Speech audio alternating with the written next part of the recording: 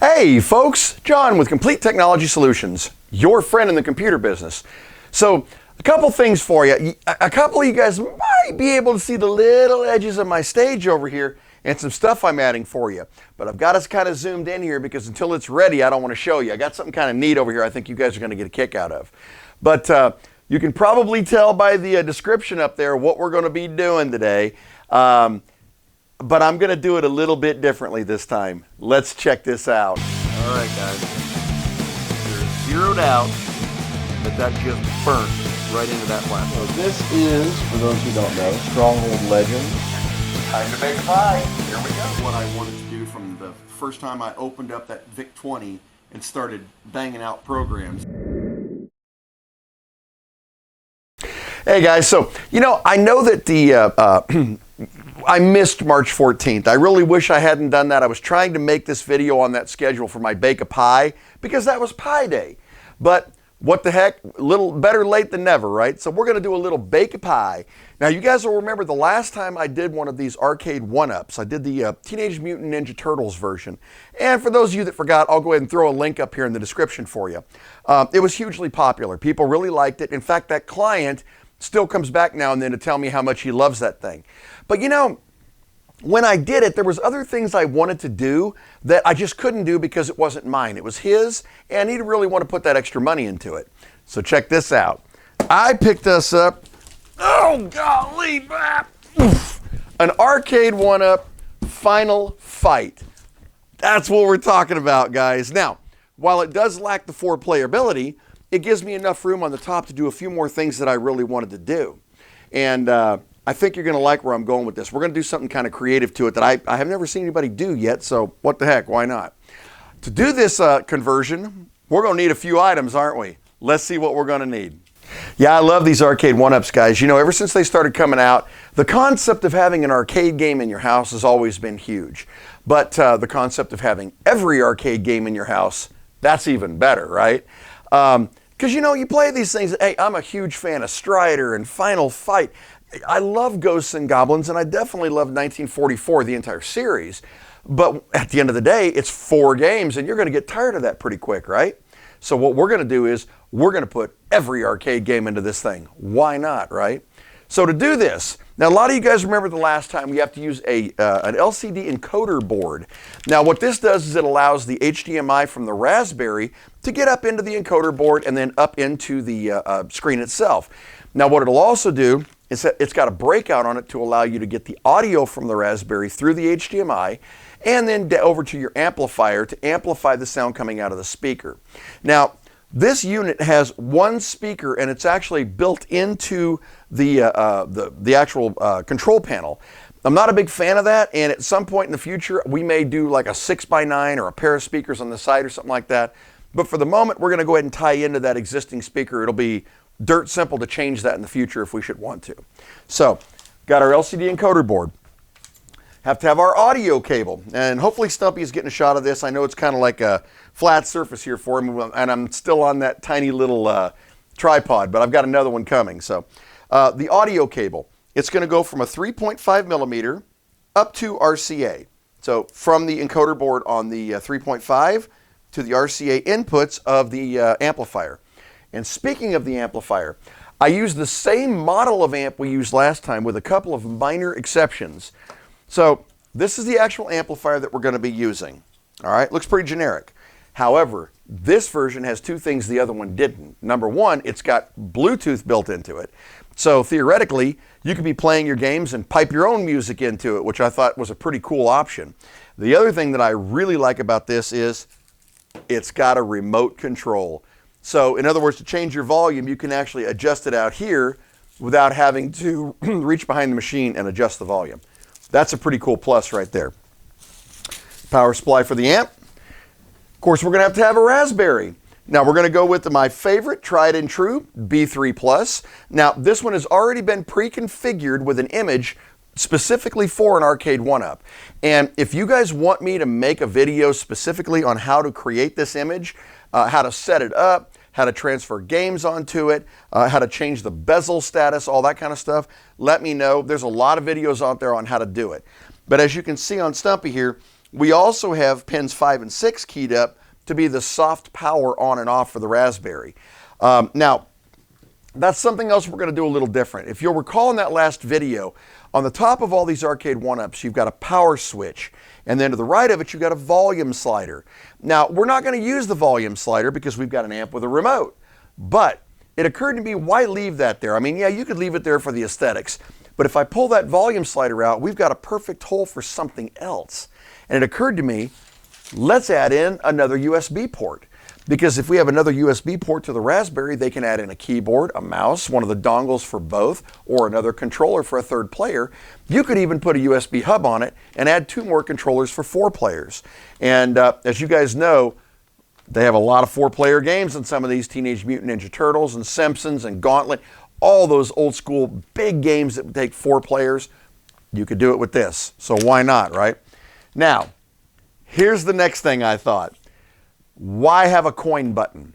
You ever notice whenever you're playing any of the Raspberry systems, you have a button to push, and usually it's the back button on one of the controllers here, in order to put a coin in for any of the arcade or MAME games. But this is an Arcade1up. So why not install a coin slot? So here it is, guys. I am going to put in a digital coin slot to where this Arcade1up literally becomes a piggy bank. So you put your quarters in to give you the credits on the game, and then you play. And this is going to present one interesting question, though. How do we get one quarter slot to operate 2 players? And that's the challenge. I have an idea about that. We're going to solve that one together, I'll tell you. And of course, we're going to change out the buttons. This is something I really wish I could have done on that Teenage Mutant Ninja Turtles, because we're going to remove the old factory buttons that are installed in this thing, and we're going to install LED lit buttons and enough buttons to play every game. So we're going to have 6 per player, as well as player 1 start, player 2 start, and the reset button. They will have to have that, of course. So here's what we're going to do, guys.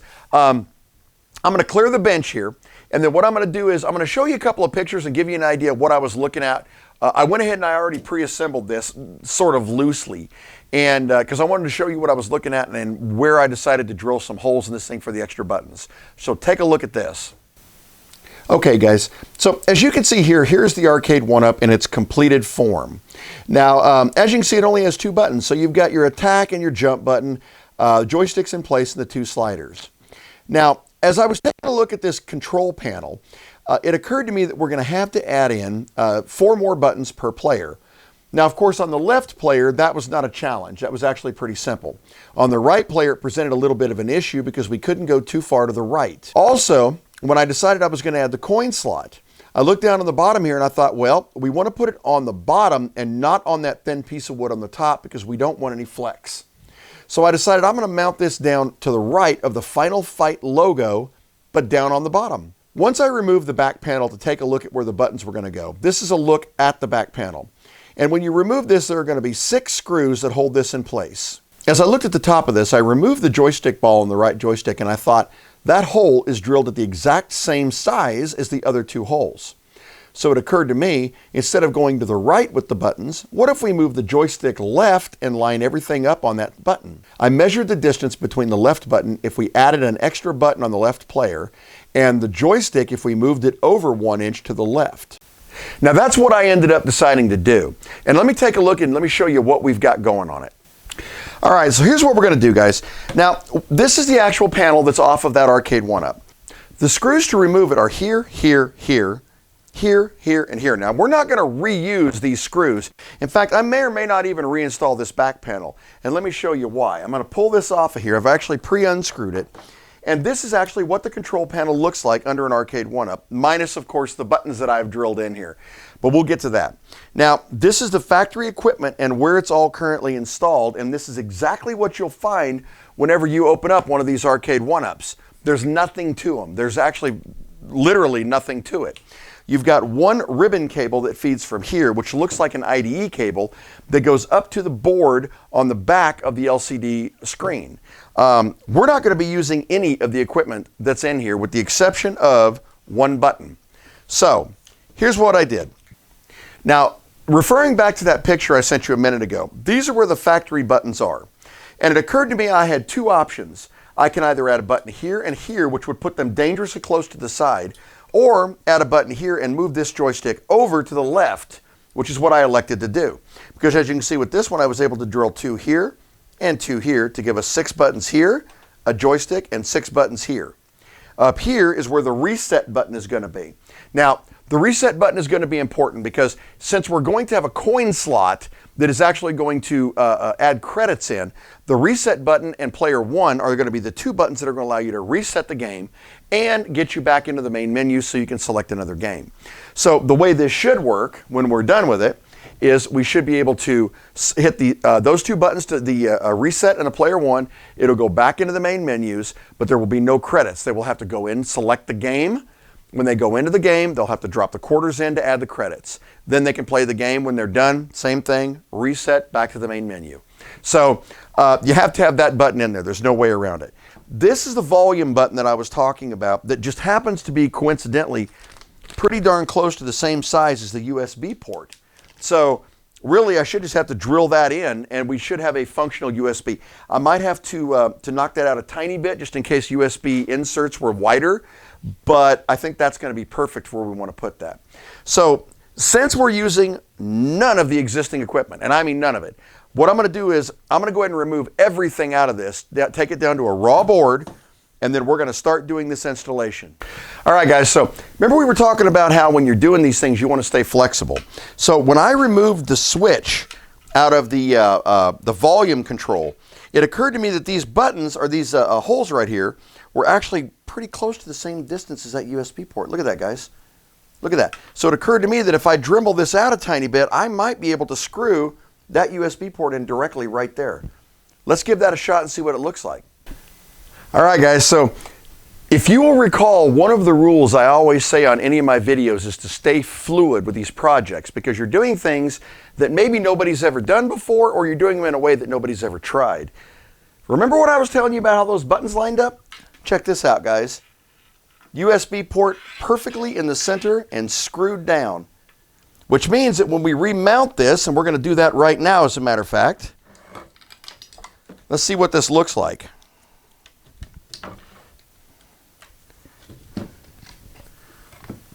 Look at that, guys. USB port right there and accessible.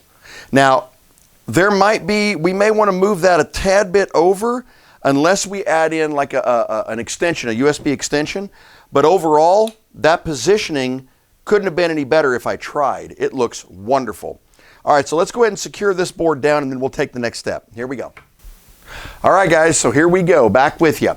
I wanted to show you a couple things that I kind of discovered as I was doing this. The first thing is the joysticks. As you can see, I've got the joysticks remounted in here, but even though the holes look like they were exactly in line with the other joysticks, they were a little bit off. So I had to use a Dremel to self-tap a couple of tiny little holes and then remount the joysticks. Make sure that you use the existing screws and keep them separately, guys, and nothing else, because if you are off even by a tiny bit, you'll punch a hole right up through the front of your case here, and you don't want that. So keep those separate. And yes, I say that because I almost did it. I was like, man, this seems like it's long, and I stopped before it got to that point, but then I realized I wasn't using the same screw. So be very careful with that. All right, so what I've done is I've taken our USB encoders. Now, we are not going to be able to use the black case that was on this, and the reason is these buttons never existed, which means that this entire row right here is too long and the case won't sit down on it, but that's okay. One other thing that's kind of interesting, I'm going to flip this over and show it to you. Oh, look at that, guys. Look at that. Now that's what I'm talking about. Yes, indeed. Reds and blues, man. And I don't know if Stumpy can focus on this, but I put one button right here, and if you look real close, it says reset. Now, if you disassemble any of these buttons, you can literally pull that button out of the top here, and there's a little piece of paper in there. That's all it is, and you can change what the button says. So if you want to do, you know, a low kick, a high kick, right, whatever, and all that kind of stuff, you can change what those buttons say. So all I did is pulled out the old one and put in a little reset there so that people know that was the reset button. Pretty cool, right? I figured we didn't have to do it on player 1 and 2 because there's little symbols there for them, but yeah. All right, so the other thing I've done is, now we cannot mount anything else to the back of this. Reason being because the front of the case sits right about here. It's actually perfect where this is mounted right now. So everything else has to be mounted up here in the front of it, because up there it's just sitting down and you got a wide open area to work with. That includes our USB encoders. Now, I almost mounted these guys like that, right? And that would have been a beautiful mounting position for these, perfect for cabling, until I took it over and looked at the Arcade1up and realized it wasn't going to fit. So we have to change this. This one is going to mount here, and this one is going to mount right here. All right, and that's going to give us full control over what we need. Now, how are we going to mount it? That's an easy one. Now, we could theoretically use very short, coarse-grained wood screws and screw them into this, and that's one way to do it. But the easiest way is some of this industrial double-side Velcro stuff. So what we're going to do is we'll cut us a couple of pieces of that. And I say that because, you know, I've actually hung up mailboxes with this stuff and never had it come apart. So there is zero weight in this thing. I don't think we're going to have to worry about it, you know, flying apart on us. So let's go ahead and get us a couple pieces of this, and I'll show you how we're going to mount. Yeah, this stuff, you know, they say the world is built on zip ties. Well, I'm convinced it's also built on industrial Velcro. So, yeah. All right. Let's go ahead and we'll put this together. As you can see, it doesn't want to come apart. And we'll get these mounted. Now, I am mounting these in place because cabling this while they're wiggling around is annoying, as you can probably imagine. So, all right, take both sides.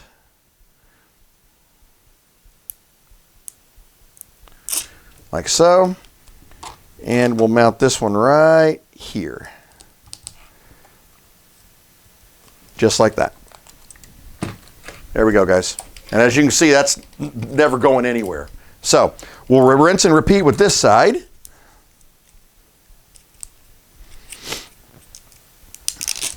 Yeah, while we're doing this, you know, I know you might have noticed I had to change the batteries over there on the primary camera. Therefore, the shot moved a little bit. And to the left and right of me, you might notice there's some shelving being installed. Well, there's a special reason for that. It's something just for you guys. I was talking to one of the viewers the other day about the boards and the story that all these motherboards have for me, and you know, everything that's happened in the past. And then it occurred to me that I can do more. So this is going to be the continuation of that story. I think you guys are going to really get a kick out of that.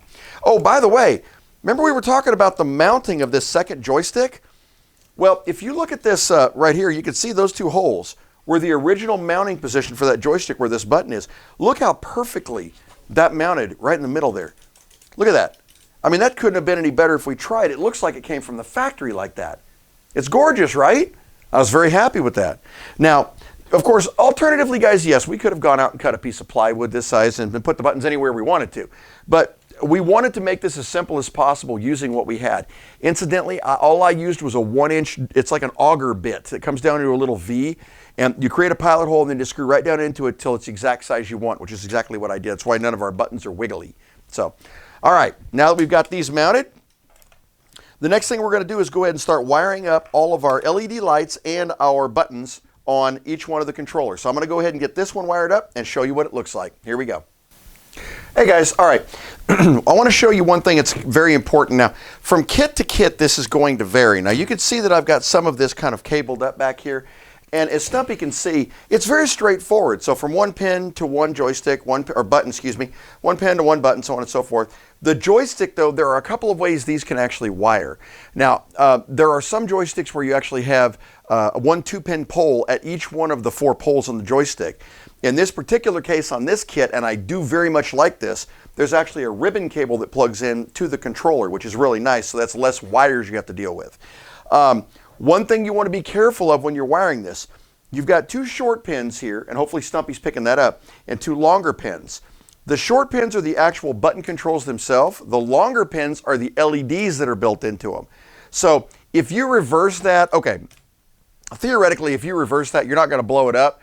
And all your lights are going to light up dimly, but none of your buttons will work. So just remember, this is going to be a little different from kit to kit. So if you use the kit I put down in the link here, this is the result you're going to get. So keep that in mind. So we've got this side wired up. Before we wire up the LEDs, which as you can see are actually in one big daisy chain, we're going to go ahead and wire up the other side. So here we go.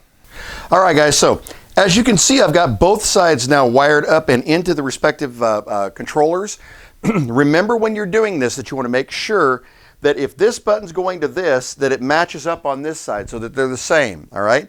The next thing you want to do, and you want to be real careful about this, there are two different poles on this. One of them is for the controller, and one of them, or excuse me, for the button, and one of them is actually for the LED light. Now I'm going to show Stumpy this real closely here so you guys can see it. All right, so the short poles are actually going to be the ones that you're going to use for the controllers or for the buttons themselves, and the longer poles are actually the ones you're going to use for the LED lights. Now, these are absolutely polarity sensitive, all right? So if you reverse it, you're not going to get any lights on anything. So you'll notice that when I mounted these, all of the buttons are in the exact same position. And that makes it easier to keep track of where the negative pole on these is, which in this case is on the left-hand side, okay? If there's any question as to which pole it is, test it. Plug it into your Raspberry, turn on your Raspberry, and test it and see if you've got an LED light. If you don't, reverse the plugs and see if the light comes on. Be very sure before you put this whole thing back together, especially since if you look at this LED daisy chain, it's one long wire for red and one long wire for black. So test it before you put it all together. All right, I'm going to go ahead and I'm going to wire in the LEDs real quick. By the way, you can pull the LED off either one of these controllers. In this particular case, we're pulling it off this the right controller, or excuse me, the left controller, which is player one. And we're also pulling the reset switch off of this. You'll notice there's nothing up here, but here we've actually got it connected. Okay, that's your reset switch. The other switch that will be connected is going to be the one that goes down to the coin acceptor, and that is actually going to be set up as the coin in. So what we're going to do is, and I've been thinking a little bit about how we're going to accomplish this, we're going to have two wires that are coming from the coin in, and I'm going to put them in a random location so I can keep track of them here. And then we're going to branch them together, okay? So what will happen is whenever they put a coin in, it's going to register a coin in for player one and for player two. It makes it a little easier that way. That way I don't have to have two different coin acceptors in there. That's the easiest solution. And in a future one, who knows, I might do that. You know, put a coin one, coin two.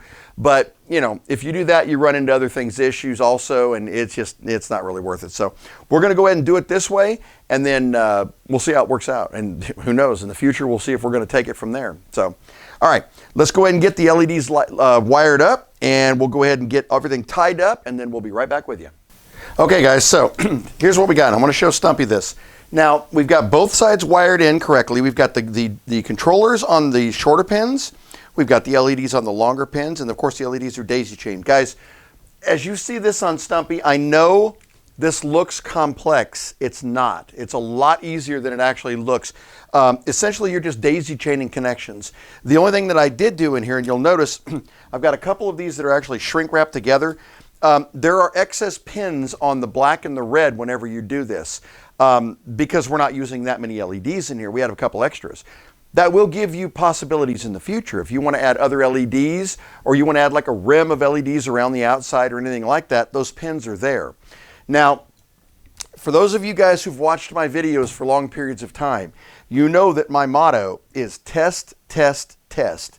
Well, now this is ready to go. But before we go mount all this over there in the case and start dealing with the monitor and all that stuff, we need to make sure this works. So, hey, you've got your pre-configured Raspberry, you got your USB cable. So what you want to do is go ahead and plug these things in, fire them up, and test it, make sure everything is working. Always a good idea. So let's go ahead and get this set up. Yeah, you know, when I was doing this, guys, I didn't run into anything that was glaringly obvious issue as far as the buttons go. I do like the design. I will tell you, when you clip these on, there is a small hole, a retaining hole. If you put them on the wrong way, it feels like they're snug, but they're kind of loose. But if you flip it around and you put it in, that clip grabs on as it hits the bottom, and it holds on very tightly. So that's one thing you want to be careful of when you're doing this. It took me a second. I was trying to figure out why in the world it felt loose, and it just did. So, all right, got those plugged in. Let's go ahead and get some power for our Raspberry. And really, we're going to go ahead and test the functionality of the buttons over here, and I'll re-aim Stumpy here in just a second so you guys can see it too to make sure it's working. Remember, this is not gameplay at this point. At this point, all we're doing is test of concept. Want to make sure everything is running and plugged in correctly. All right, so let's bring up the Raspberry. I'm going to re-angle Stumpy here. Actually, let me check something here. So as we turn this on, oh, look at that, guys. We've got LED lights. Now, I want to look at these two up here appear to be, the LEDs are not on. And generally speaking, do you guys remember what I told you? That is because they are reversed. So let's test that theory and see if that is the case.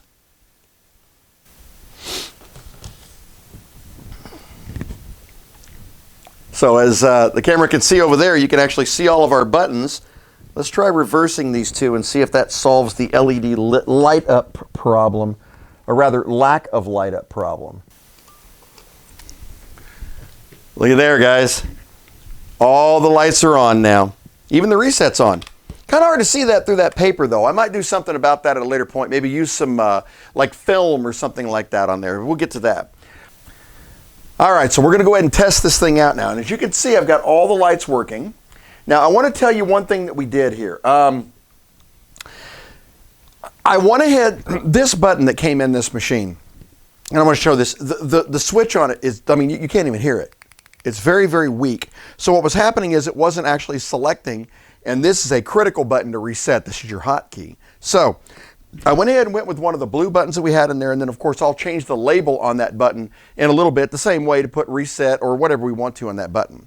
But I'm going to turn Stumpy around here, and as you can see, it sees the gamepad 1. So let's go ahead and let's see if we can get her calibrated up, down, left, right. Start, select. So start is going to be player 1, and then the select is going to be that small jumper that I left off on the side here. There we go. And then we'll want A, B, X, Y.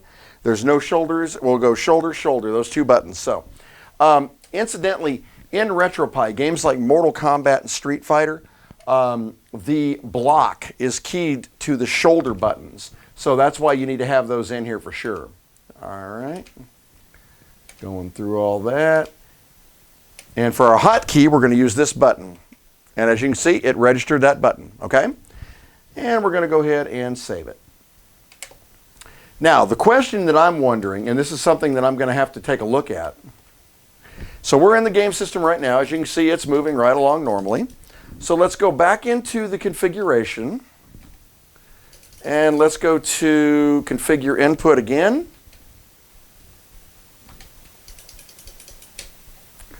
And we want to configure the second one. There we go. So up, down, left, right. Same deal, start. And I want to see if we can select the same hotkey. I've never tried this before. And you cannot. So that's why we have to have, remember we were talking about branching it off to 2. That's exactly why we have to have that. So what we're going to do is we're going to wire in that second hotkey. And we'll put it in the same position as the first one so we can keep track of it, which is right here. And we're in position 2. All right, so now this select we should be able to wire up. This should give us a button. There we go, button 1. Okay? And then the same deal with the rest of it. A, B, X, Y, shoulder, shoulder. And we go through the rest of these. And that also makes me wonder if we're going to have to create a branch for the hotkey. Actually, we don't need a hotkey in player 2 because it's not going to matter. The hotkey is going to work only in player 1 anyway. But yeah, so we're going to leave that blank. All right. So now we have both controllers calibrated. Let's let this do its thing. And we'll quit that. And there we go. And it's moving perfectly. And just go into a select here to all games. There we go. Yep, we can select our games and play them from there. All right, so we're going to go ahead and shut down the Raspberry.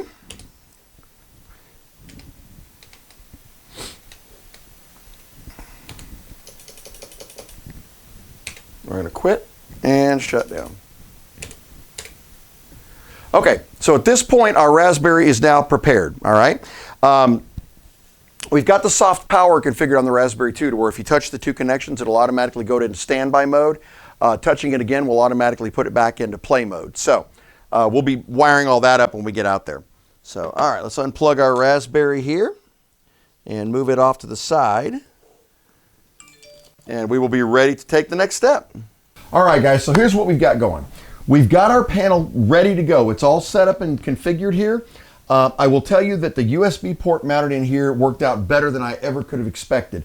And it gives us a lot of versatility on this. So instead of just running arcade games, now we have the option to run PC games by hooking up a keyboard and a mouse through this. So that's pretty cool, and I love how that thing just fell right into place right there. It's great.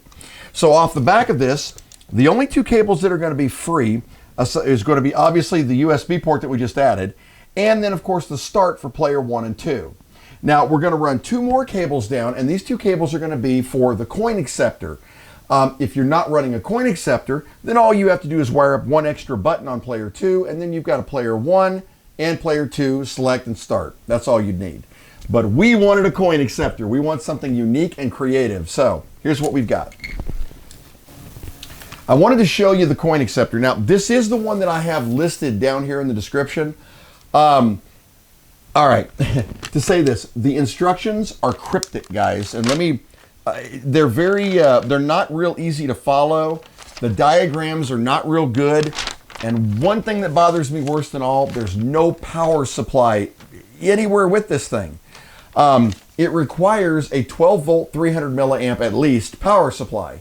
Well, you can't pull 12 volts off of your Raspberry. You can pull 5 volts, but you can't pull 12. We don't have anything else in here that's going to have a 12 volt outlet, so I had to actually wire up a 12 volt adapter to the coin acceptor. And the concept is the coin goes through, then you have to train it, by the way, and that is on the instructions. That's relatively clear. But the concept is the coin goes through. If the coin acceptor accepts it and recognizes it as a quarter, it sends a pulse down these two brown cables. That pulse is just like hitting a button on the top. So we're going to branch in both of these to this coin acceptor, and it's going to give us our pulse for our player 1 and 2. So here's what we're going to do. At this point, we're ready to move off the bench, move out into the flea market here, and we're going to get behind this and continue this installation. All right, guys, so here we are actually out in the flea market. We're not actually at my studio or my stage. You guys can probably tell that by what you're seeing here. This is the Arcade1up that we're working on, and as Stumpy can see over here, we've actually got all of our components that we're going to install. Now, I wanted to point out one very important thing that I discovered when I was wiring up the coin acceptor. Now, if you take a look on Stumpy here, you'll notice that what I did is I've got one branched cable that is actually going to run down to the coin acceptor. Now, the way this works is you've actually got one cable that comes from the hot on both sides and the common ground on both sides, and you're going to the two cables on the coin acceptor. Now, what that's going to do is, and this is what's critically important here, it allows you, whenever you put a coin in, instead of having to put in a second coin acceptor for player 2, it registers a coin drop for both players at the same time. Now, of course, the problem with that is if you are in sort of a retail environment, everybody that plunks in a quarter on a game is going to get 2 credits. But that's not that big of a deal. It really isn't.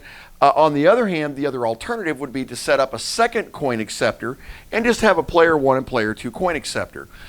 Any future controllers that you add to it, of course, they'll have their own select button anyway to go ahead and put a coin in. So, but for the most part, that's the reason that we did it the way we did it. So here's what we're going to do. We're going to pull the back off this real quick, and then we're going to start kind of mocking up where everything goes in this thing before we put it all together. So hang tight. I'm going to pull this back off here, and we're going to see what's inside.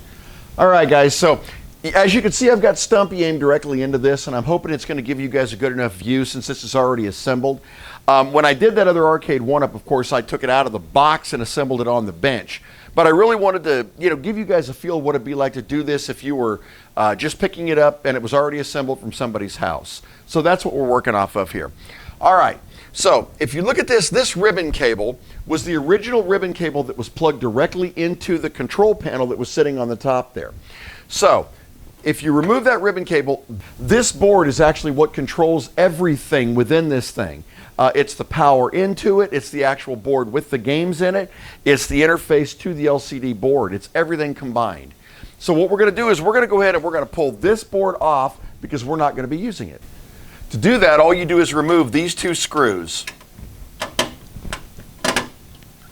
Now remember, as you're doing this, guys, this is an LCD screen back here, okay? So you don't want to put too much pressure back against the screen as you're doing it. Now when this comes off, there are going to be two wires behind it. All right, as you guys can see here. Now you want to remove these two wires from this board, and they are just pulled straight out. Remove this one, and remove the ground pin, which is right here. Now save this screw because you can actually reuse the ground pin on the control board that came in that package that we got. So, just to give you guys a view, that is the entire board that controls everything that goes into an Arcade1up, at least this Final Fight. Not too much to it, right? Yeah, about the size, a little bit bigger than a Raspberry, but definitely not the same technology on it. So, yeah, pretty cool. All right, so the next thing we're going to do is we're going to figure out where we're going to mount our Raspberry. Now, there are a couple of options here, and one thing we'll do is I'll set this in place so you guys can kind of see it. This is our control panel. Now, I know this looks like a mess of wires, guys, and it only looks like that because of this coin acceptor. All this other stuff hanging wouldn't be there if it wasn't for that coin acceptor. So, as you can see here, I'm going to put these down in here, just set them in place, and I'm going to set this in place right here. All right. There we go. So now we've got our panel in place, so you can kind of see where your wires are going to be coming down here. All right, so what we're going to do is we're going to take our encoder board, and I'm going to go ahead and show you guys this. When you take the encoder board out of the package, you're not using all of this that comes with it.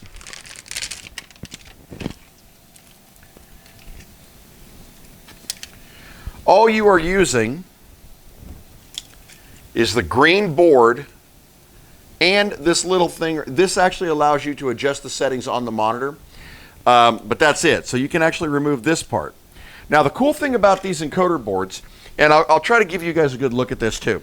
So this will actually plug directly into that existing LCD, all right, using this cable right here. So if you look at the back here on your inputs and your outputs, so you're going to be coming in through your HDMI. You're going to output to your VGA, or in this particular case, you're not going to output to anything because it's going to output directly to this system. So you're going to come in here, and it's going to go out through there. You're going to have an audio out. This audio out is going to break the audio off of the HDMI and feed it down to your amplifier. Now, once you've got the audio down to your amplifier, then it's a simple matter of wiring the two wires back up to your speaker. Now, in the Turtles case, we had two speakers, which was actually pretty cool. In this case, you've only got one, and it's mounted in the control panel. Now, for a future build on this one, I would probably go ahead, and I considered mounting a 6x9 up here or two 4-inch speakers up on top, but I think it'll be a little bit of overkill for what we've already got going, so we're going to kind of stick with what we've got. All right, so let's take a look and see where we're going to mount this board, and we'll take the next step. All right, guys, so hopefully Stumpy is getting a good picture of this. So what I've done is I've mounted the LCD controller board using one of the mounting brackets that was originally on the original board. The reason I did that, you'll notice here we're using some double sticky side tape back here, exact same Velcro that we use on a lot of the other builds. And this one screw that's actually screwed into this case is also connected to the ground coming off of the original LCD cable. That knocks out two birds with one stone. So it gives you a secure corner and it grounds it out. So you don't have to worry about that. As you can see, we've got the board that allows you to adjust the screen left, right, up and down and all that right here. And we've got direct access to all of our ports on the bottom, which is going to make things a whole lot easier for us. So the next thing we're going to go ahead and do is we're going to mount the Raspberry and figure out where we want it to be. So tell you what we're going to do. I am looking at this, and based on what I'm seeing and the length of the cables, which we have more than enough of, needless to say, I'm thinking we're going to mount the Raspberry about there. Now, there is some cabling, obviously, we have to deal with because we have to be able to get the HDMI cable directly from the Raspberry up into the system, and we have to be able to get the audio back out down to the amplifier. Now, where we install the amp is going to be the next question, but since the amplifier has got a remote control on it for volume, it shouldn't really matter that much. So, let me get the Raspberry mounted up here, and we'll take the next step. All right, guys, as you can see, the Raspberry is now mounted in place. Now, I got to tell you, one thing that's cool about this particular build over the TMNT version, the panel on the TMNT was actually larger, and your distances between the back of this actual control panel and the Raspberry were a little bit further, so you had to wire in splice cables. But as you can see, this is going to sit directly next to all this other cabling, which means that the extra long cables, like this one, for instance, just flat weren't necessary. So we're going to be able to do a lot shorter version for, number one, cable management, but number two, it's just not necessary. So here's what we're going to do. Now that we've got our Raspberry mounted and we've got our LCD controller board mounted, we're going to go ahead and cable up the Raspberry and get it ready to go, and then we'll go to the amplifier next. So check this out. All right, guys, so I've already started cabling this up, as you can see, and I'm actually going to explain all that here in a second. Before I do, though, I want to take Stumpy around here and I want to show him something. So where I decided to cut the coin door was right here in this corner. Now there's two reasons for this. Number one, it's high, it looks good on this side, and it doesn't take out any of this really cool paneling here. But more importantly, it also hits a cross member in one section, so it adds some rigidity to it. So I'm going to go ahead and mount the coin slot. As you can see, I've already pre-drilled the holes for it and pre-cut this. So while I'm doing the wiring, I'm going to go ahead and mount the coin slot too, so you guys can see what that looks like.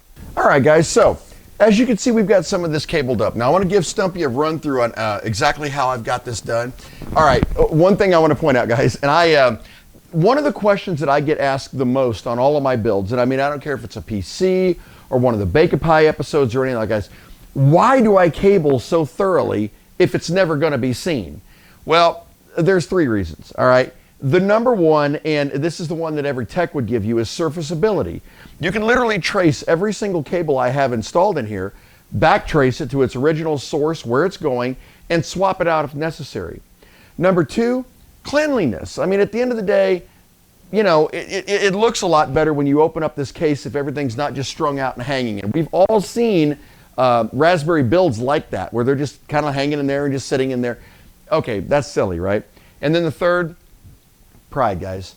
Take pride in your work. I mean, if you're going to spend the time to build one of these for a client, for a family member, or for yourself, take pride in your build, man. It really does show, and it will show on the other side. This one might actually get seen more than others because if you remember, we've got a coin acceptor in this, and that means that sometimes they're going to have to open up this back panel in order to get the coins out of it. That is a good reason to have it clean back here. So, once again, point of pride, that's the most important to me, but serviceability definitely, and you want to make sure that when they open this thing up, it doesn't look like a rat's nest. So, let's go over what we got. All right, so we got our LCD encoder board, and we've got the daughter board that will control the LCD panel, so, you know, shifting it up and down, so on and so forth. You got the HDMI cable going down to the Raspberry. You've got the power cable, which is actually run down to the bottom. Now, you're going to use the existing power cable that came with the Arcade1up. It actually works with the USB encoder board, so you don't have to worry about another power supply. That's a pretty cool thing too. All right, we got our audio cable coming out of our decoder, and it's going to be going down to our amplifier, which is going to be mounted down on the bottom. Right here, we've got the 2-pin on pins 5 and 6.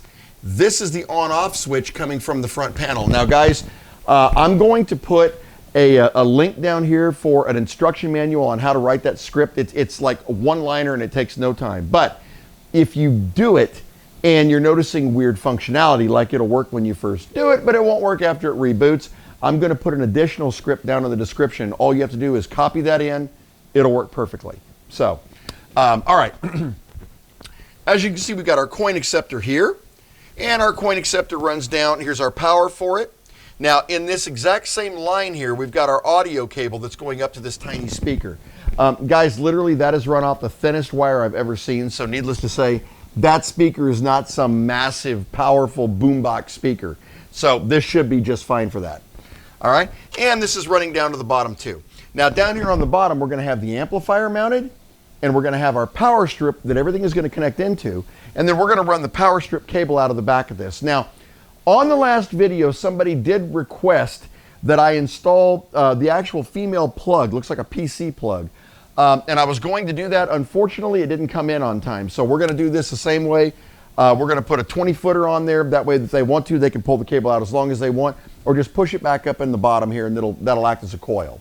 So here's what we're going to do. Now that I've got this in place, we're going to go ahead. We're going to get our power strip mounted, and then we're going to get the top of the panel actually screwed down, and we'll be ready to test this thing out. So let me get these cabled up, and I'll be right back. We'll do a final overview on what we've got and fire it up. Wonder if it'll work. Bet it does. Here we go. All right, guys, and we have a completed product now. Now I'm going to carry Stumpy around here and kind of show you around this thing to see what we've done to it. I think you're going to like this, and I haven't even turned it on yet. So, hey, it may not even work, right? We'll check it out and we'll see. I guess if it does work, achievement achieved, right? Okay, all right, I'm just kidding. All right, here we go, guys. So taking Stumpy, as you can see, we've got our USB encoder board, and it's connected to our daughter board, which actually controls the settings on the screen itself. We've got our Raspberry connected right here. Now the audio is coming, you've got your HDMI going into the encoder board, power going into the encoder board. You've got the audio is coming out of the encoder board. It's breaking it out from the HDMI, and it's taking it down the wall here, and down to this amplifier, to the input of the amplifier. From the output of the amplifier, we're going to be going back up this wall and to the speaker itself back there.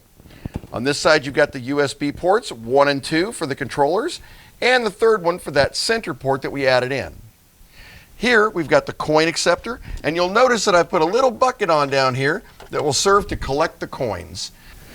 Now, my thought behind the coin thing was actually pretty simple.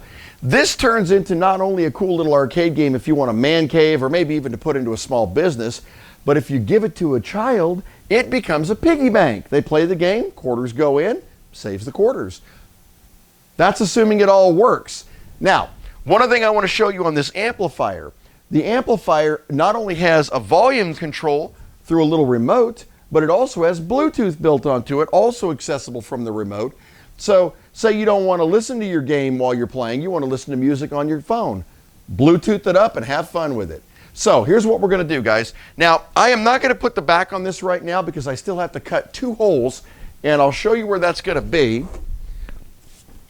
So, this is going to sit right here, all right? And what we're going to do, guys, is I'm going to cut 1 hole right here. I'm going to waddle this one out a little bit for the power cable. That's going to come out through here. And then we're going to have 1 small hole right here.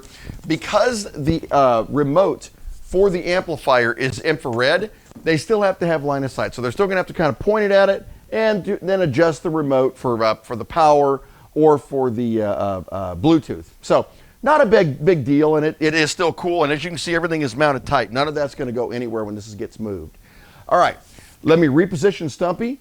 Let's plug this in and turn it on for the first time together, and let's see if it works. That's really what we want. Here we go. Yeah, I'm not going to lie to you guys. It's one thing about doing projects like this. You know, I always tell you guys, test every single step of the way. And true, there is some testing that does happen off camera when I'm building these things, but not this part. I have not actually started it without having, you know, all the components in. The only testing I did was on this board, which you actually saw when we were in the office in there. So, for all I know, the encoder board could be bad. It may not work at all. There's a couple other things that could go wrong. So, here we go. Let's give it a shot. Flipping our power switch. Here we go. Lights are on. Wait for it. Come on, baby. Don't let us down. There we go. And we have audio. Now, granted, this is 1 speaker mono channel audio. But you know what? It's easy to add 2 speakers to this later on, or even just add 1 big better speaker up there based on how we have it wired internally. So it's going to be very easy to change this if we decide to in the future. That's a really cool thing too. All right, so let's let this go on in here, and let's see if she works. I'm excited, guys. I'm excited. Everything is wired up, so it should just work. All right, so you guys have actually seen my lineup. Oh, you know what? Before we do that, let's test our speakers here. All right, so we've got our little remote, So let's see if we can take our volume down. Hey, look at that, guys.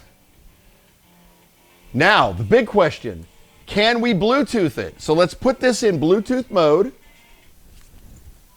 All right, so you heard that. It actually synced up, and I think it synced to my phone. Let's see here.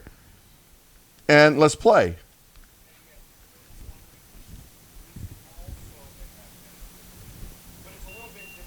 Listen to that, guys.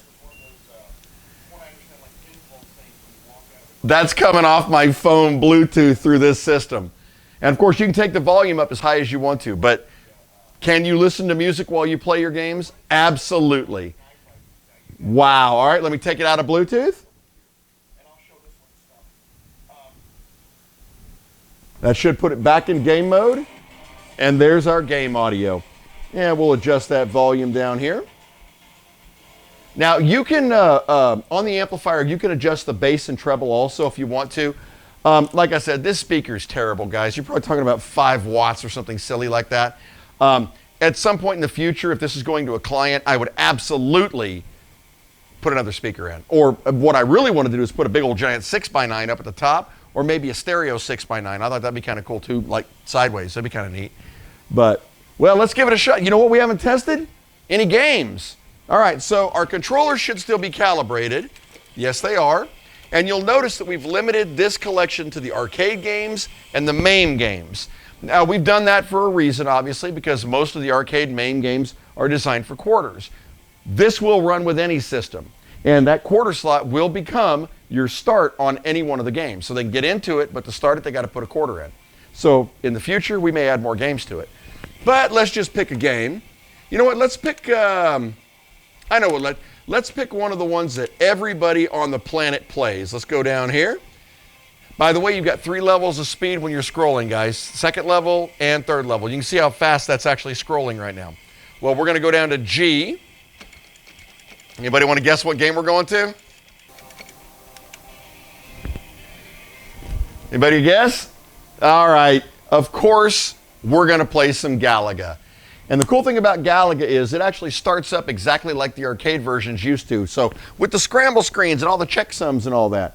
So check it out, firing it up. Now, if you do this conversion on an Arcade1up, guys, and this is going to be for those of you who watch the videos to the end, you want to turn off the bezels on anything that has to do with arcade or MAME, or what will happen is your bezels will overlay into your games like Teenage Mutant Ninja Turtles and any of those other ones that are designed for widescreen. Got to be real careful about that. I hear our audio. All right, so can we just start the game? No, we cannot. Let's see if we can put in a quarter. Now, if you guys will recall the way we wired this, when I drop this quarter in, because it's registered for both player 1 and 2, this should give us 2 credits. Here we go. Look at that. And then we can start the game. Okay, you guys have got to admit, that's awesome. All right, so play your game here. And now I'm not going to lie, guys. I could sit here and play Galaga all night, so we're not going to. Yeah, Galaga and Mortal Kombat, those are my jam. All right, to get out, we hooked up one hotkey button right here, so it'll be hotkey player 1. That'll take us back to our menu. It doesn't get any easier than this. And that is all there is to converting one of these Arcade1ups. Now, I got to tell you guys, you know, I know a lot of you guys were watching this and you're looking at my cabling in the back and it looks complicated. It really isn't. In fact, the truth is it's a very easy setup once you get started, and then you can add stuff on. Had we not had the amplifier in there, we could have run the audio straight off the Raspberry. If we hadn't had the audio in there, or the amplifier, we hadn't had the LED lights and all this, this would have been a whole lot easier. But you know what? We wanted to have the best stuff, right? We just did. So I tell you what, you guys take a look back at the video. Don't forget to mash that like and subscribe, man. I need it. You guys are doing great for me. And by the way, we're crawling up on that 650 mark now. When I hit 1,000 subs, I am doing a very big giveaway to somebody in this audience. And it's going to be something, something pretty darn cool, guys. So you're going to want to see it. Well, you guys have a great night. We'll see you on the next video. I got a great plan for it. I'm going to play me some Mortal Kombat. Have a great night.